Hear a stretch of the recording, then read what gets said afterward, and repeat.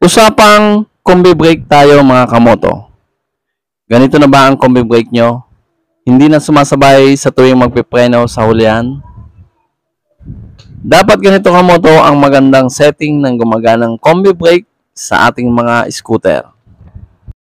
1, 2, 3, come on! Ito applicable sa lahat ng scooter na mayroong combination brake na features sa inyong mga scooter. Tanggalin muna natin ang sagabal. Sa pag-refresh ng ating combi brake, bali 6 na screw ang dapat tanggalin para tuluyang mabaklas ang cowling o takip ng panel gauge.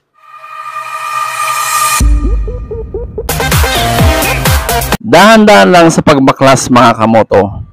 Lalo na sa unang baklas ay talagang may higpit pa ang mga kapit. Pwede kang gumamit ng